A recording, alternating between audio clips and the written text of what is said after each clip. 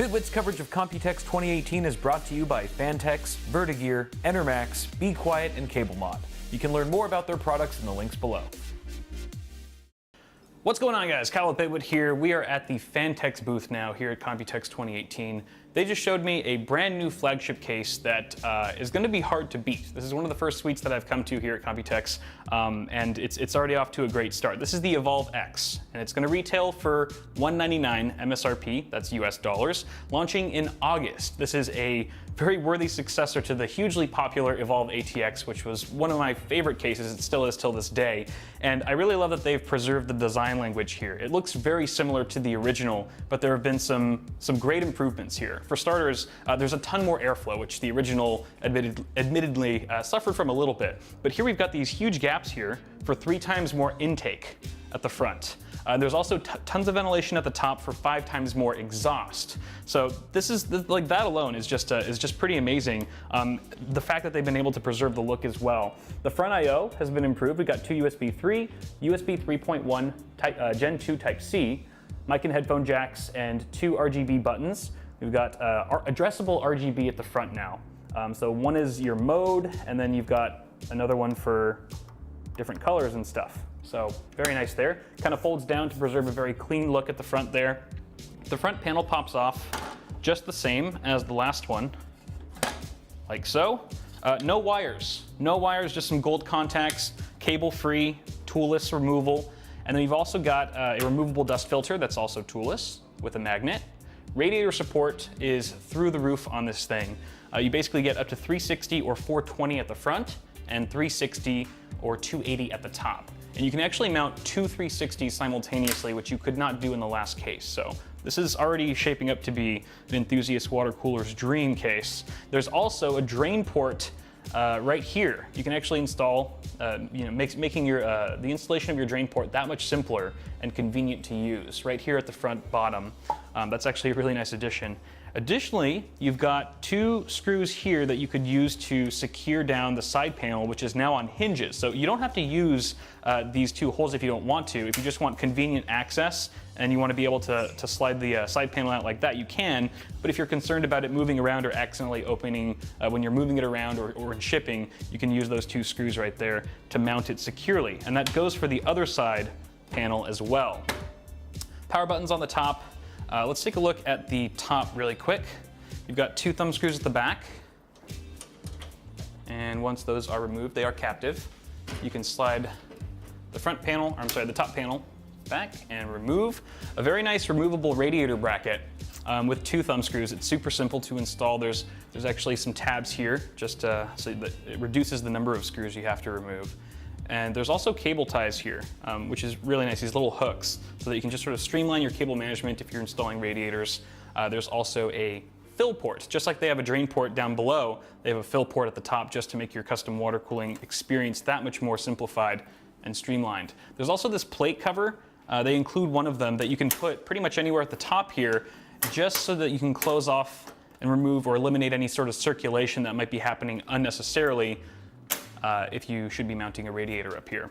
Cutouts for your fan cables, located one at the front, one at the back. That's also nice to see. If we open up this side panel, you can see that it's also on hinges, and you get a really clean backside. Obviously a CPU cooler cutout, and these nice little panels, cable covers, that are held in place by clasps, little tabs here, which I think is way better than having screws. It's just completely toolless. You can get in and out very easily. And if you remove these, you can kind of see that they're also on hinges, and they're kind of hiding your cable management area. You actually have sort of 2 lanes of cable management here with Velcro straps on either side, which is really nice. So you can have one side for all of your hard drives. By the way, I almost forgot to mention that you can mount 6 hard drives on the opposite side of this panel right here.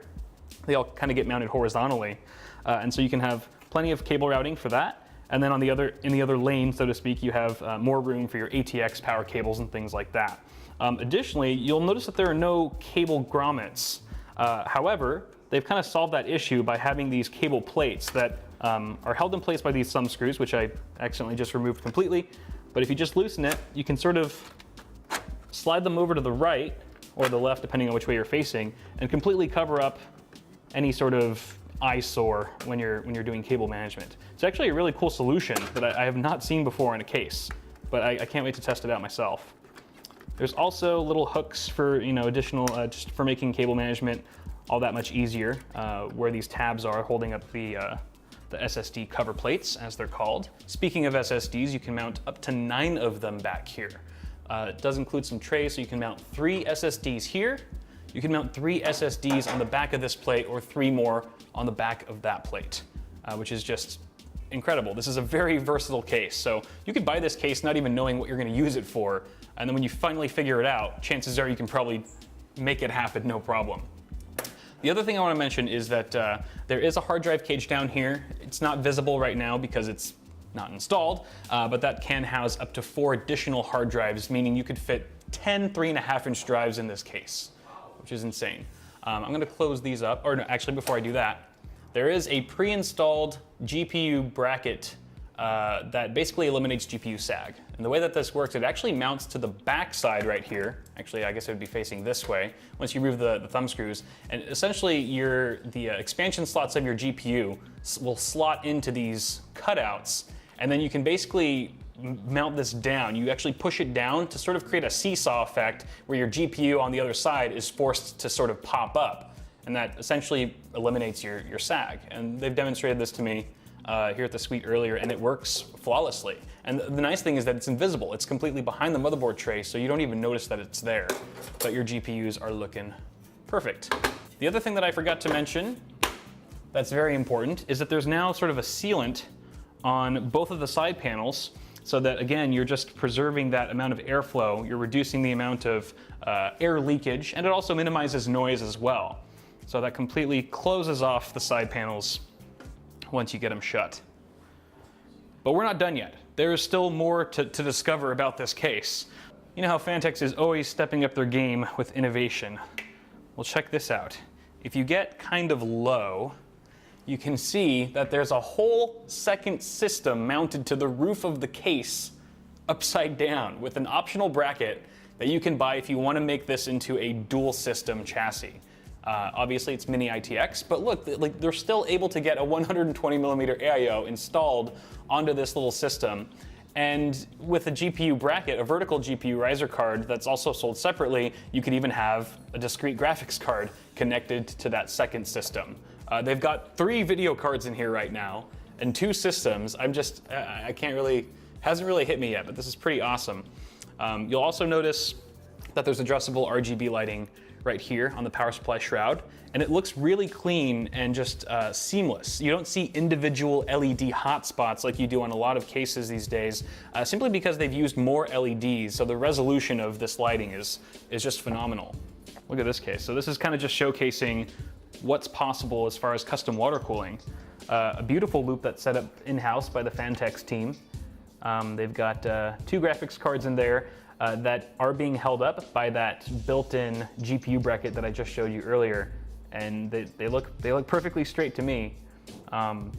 You've got 3 140s at the front here, so that they are utilizing the 420 radiator support at the front, and another 280 at the top there. And by the way, in case you were wondering how both of these systems are being powered right now, we are using Fantex's very own Revolt X power supply. This is not new per se. It does have its sort of power splitter built into it, so it's got 2 ATX cables, 2 8-pin EPSs, and so forth in just a single unit. The one addition now is that they finally have a 1,000 watt version that you can purchase. Now, if the Evolv X doesn't tickle your fancy, Fantex is showing off a brand new prototype that is still months away, but has very similar functionality and an internal layout as the Evolv X, but it doesn't really focus so much on, I don't know, things like RGB lighting, things that you might not want or be willing to pay extra for, but still want to really take advantage of all that functionality. This is the Eclipse P600S. And like I said, it's a prototype, so it's not finished with the paint. It's very bare bones at the moment. But you can see you still get tempered glass side panel. It's got these panels at the front and top that can be left in place as is for optimal silence and acoustics, or you can easily pop them out, toollessly, mind you, and open it up for airflow. There's also sound dampening on the back of these. So again, it's going to be very good if you want to keep a quiet chassis. Now, the other thing about this mesh, if you take a closer look, it's not actually plastic or metal. It's a brand new material. It's sort of a fabric material, actually. It kind of gives the case a more organic or natural look, which I really like. And the beauty of this mesh material is actually kind of serves two purposes. It's a twofold here. One is that it collects more dust. It actually captures a lot more dust than traditional dust filters do. Additionally, it just allows more air to go through. I believe they were saying it's got something like a 92 to 94% pass-through, as opposed to like 70%, which is the maximum you can get out of a conventional dust filter, which I guess I would like to put this on the test bench and actually see if it makes much of a difference. But it sounds very promising right now, and it just looks great. If you look on this side too, you'll notice this sound, that this side panel has sound dampening material as well. It's kind of got a nice touch to it. And it's also hinged, just for very convenient and quick access. All the same cable management on the back. Everything you love about the Evolv X, but different. I should also mention these panels are going to be held in place by hooks on one end and some stronger magnets on the other. And you can probably expect the price point of this case to be a little bit cheaper than the Evolv X, because they are removing some features that not every user really needs. Now, in addition to cases, Fantex is also showing off some brand new fans with a whole new design. There's no actual official name for these fans yet. They're working on a super awesome one, I'm sure. But these are looking pretty nice so far. You can see that they're just sort of simple. They're very minimalistic. They're black. They match with pretty much any component that you would pair them with. They have vibration pads for reduced noise and vibration, obviously. You've also got a very nice improved fan blade design. That's glass fiber, actually, in construction, and it just allows a bit more precise manufacturing so that they can get the blades just 0.7 millimeters away from the frame itself. You can also daisy chain these fans together. Probably anywhere from 3 to 4 fans, depending on obviously the power delivery of whatever header you're connecting it to on your motherboard. But that's really nice. It solves the issue of running out of fan headers or needing a fan hub in your case, things like that. It's especially useful if you're doing custom water cooling. You're going to have radiators and a lot of fans potentially in push-pull. Those fans add up quickly, especially with more cases these days, just allowing for more fan mounting points and so forth. Fantex has also been testing these fans not just with heat sinks, regular heat sinks and mesh material, but also with low density radiators as well, just to make sure that they're covering all their bases depending on what kind of variables any enthusiast might be building with, just to ensure maximum performance, regardless of the configuration. Now, circling back to that really cool fabric mesh material that I showed you guys earlier, Fantex is also playing around with the idea, and they're actually pretty committed to releasing sort of mesh paneling for their Shift and Shift X cases, which I think is a fantastic idea. These cases are mainly built with water cooling in mind. The airflow might be a little bit limited on the original models for air coolers. But with this new design, with just mesh paneling on various sides, it really opens up the possibilities of what you can install into this chassis. But they haven't really decided exactly yet on what kind of paneling they want to use, if they want to use it just for the sides, or maybe potentially for the front as well. And also what colors, because with this mesh fabric material, you can really get creative. And there's a bunch of different options that they have laid out here, just some samples. They even have like a really cool like fabric material here. Now this isn't breathable at all, so this would just be purely cosmetic, but it does look really cool and would certainly match your Google Home or other cool trendy device. So I'm going to ask you guys, what do you think here? Do you like the mesh paneling in the first place? If so, where would you like to see it live on the Shift X? Where do you think it looks the best? What color do you think looks the best? What patterns do you like? Which ones don't you prefer? And so forth. So altogether, I'm not exactly sure when this is going to be released. Again, they're still making a lot of decisions in this process, so hopefully you guys can help them out there. So that about covers it for the Fantex booth here at Computex 2018. Rest assured, guys, I will definitely be getting my hands on a bunch of this stuff, including the Evolv X, and doing a review for you guys, as well as a pretty awesome build. So stay tuned for all of that, and go ahead and check out the links in the description below for my various sponsors, including Fantex, and be sure to get subscribed so you don't miss any more of my coverage here at Computex 2018. Thanks for watching, guys. I'll see you in the next one.